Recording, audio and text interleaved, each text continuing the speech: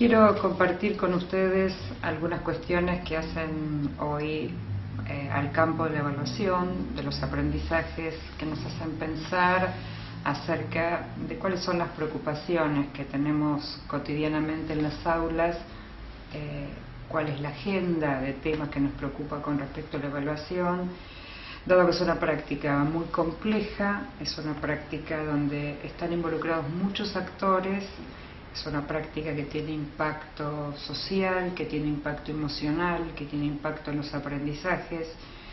y eso requiere mirarla desde múltiples perspectivas, desde múltiples autores, poniendo acento o focalizando en distintos aspectos que importan en las discusiones y en las investigaciones en el campo hoy. La evaluación formativa lo que pretende es contribuir a la mejora de los aprendizajes de los estudiantes. Al mismo tiempo que intenta contribuir a esta mejora, por supuesto que impacta también en la docencia. Cuando pensamos en la evaluación formativa, pensamos en qué información necesita recibir un estudiante para poder saber qué es lo que está haciendo, cómo lo está haciendo, a dónde tiene que llegar o qué estándares tiene que alcanzar y cómo va a ser para lograrlo.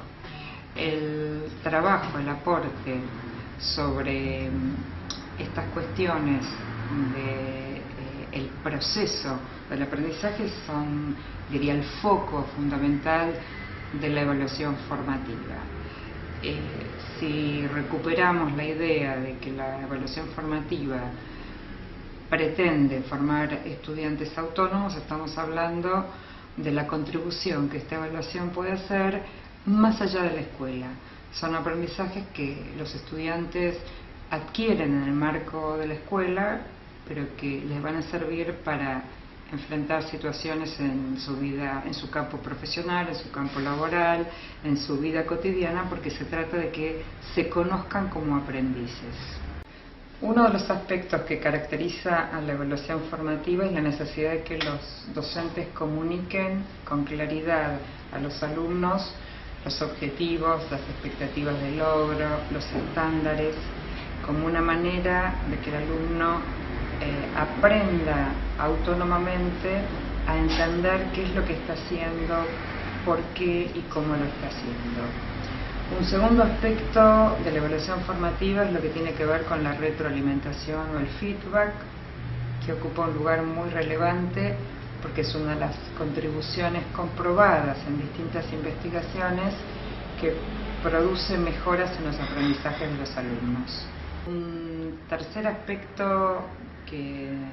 nos interesa también en la evaluación formativa es cómo los docentes construyen con los estudiantes los criterios con los cuales van a ser evaluados. Este no es un tema menor. La construcción compartida de los criterios de evaluación es una contribución muy importante de la evaluación formativa, que nuevamente, en la misma línea de contribuir a que el estudiante sea conocedor de sus propios procesos, de en qué momento o etapa del aprendizaje se encuentra,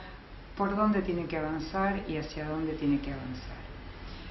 Un aspecto no menor es el reconocimiento del impacto emocional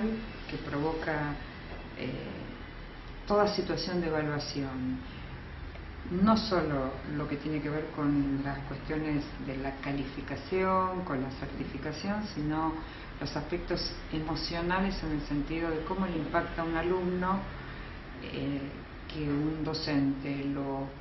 le dé una devolución o lo califique o le dé información acerca de sus aprendizajes de modo positivo, y qué impacto tiene cuando es de modo negativo. Esto también es una cuestión que la evaluación formativa se ocupa, le interesa y hay mucho campo desarrollado al respecto.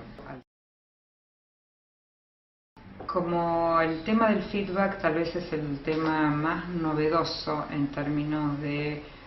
los nuevos aportes que hay a partir de distintas investigaciones para que el feedback efectivamente provoque mejoras en los aprendizajes, hay algunas preguntas que nos hacemos, que nos interesa indagar acerca de ellas y que quiero compartir con ustedes. La primera pregunta es sobre qué impactan las retroalimentaciones que un docente le puede ofrecer a los alumnos. Sabemos que impactan sobre los aspectos emocionales y esto está reconocido, está comprobado y vemos los efectos de esto en el aula, pero pensamos desde la evaluación formativa que la retroalimentación también tiene que impactar sobre la tarea, tiene que ayudar a que el alumno mejore sus aprendizajes, y para eso no nos basta con que impacte sobre las cuestiones emocionales de la autoestima del estudiante, sino que impacte también en la producción de sus tareas. Una segunda pregunta que nos lleva a pensar también un poco en la historia del desarrollo del feedback es si el feedback hace foco en el pasado o en el futuro. Cuando uno le devuelve a un alumno información sobre un trabajo que el alumno ya realizó, estamos mirando sobre el pasado y por supuesto uno podría pensar que el alumno debería usar esa información en una tarea futura. Pero esto no se produce automáticamente, el alumno no necesariamente recibe información de un trabajo pasado y la usa en un trabajo futuro. Eso significa que necesitamos dar una devolución que implique que el alumno utilice esa información en futuras tareas. Una tercera pregunta que nos hacemos es si el feedback, la retroalimentación que le damos a los alumnos perdura en el tiempo, o es algo que el alumno escucha del docente, lo recibe porque se lo dijo el docente, pero y efectivamente hace alguna corrección, alguna modificación, pero de corto aliento, porque no es algo que el alumno comprendió suficientemente bien, no entendió el sentido que tiene, y entonces la pregunta es qué periodo, cuánto dura esa información que el alumno recibe. También nos preguntamos por los modos de dar feedback. Sabemos que en la comunicación importa no solo el contenido, sino también la forma como se da la información. Entonces muchas veces impacta negativamente el feedback, no por el contenido de lo que se está diciendo, sino por el modo que el docente utiliza, el sentido de oportunidad, en qué momento se lo dice, en qué situación se lo dice, en qué contexto. Y la última cuestión que nos preguntamos es qué decisiones toma el alumno con respecto a la información que recibe. Y a veces nos es ilustrativo una analogía que muchas veces usamos, que es la analogía del paquete, ¿no? Y uno pregunta, ¿qué hace alguien cuando recibe un paquete? Y puede hacer muchas cosas con el paquete. Puede devolvérselo al remitente, puede guardarlo para abrirlo más adelante, podría abrirlo en ese momento y usarlo, podría descartarlo, ¿no? Y en realidad el alumno con la retroalimentación puede hacer cualquiera de estas cosas que haría con un paquete, y la intención es que el alumno tome esa retroalimentación, la pueda usar y que sea un ida y vuelta, un diálogo que establezca con el docente entre aquello que recibe, lo que él comprendió que tiene que hacer y cómo ese uso de ese feedback le puede servir para mejorar sus aprendizajes, que es finalmente el objetivo de la evaluación formativa.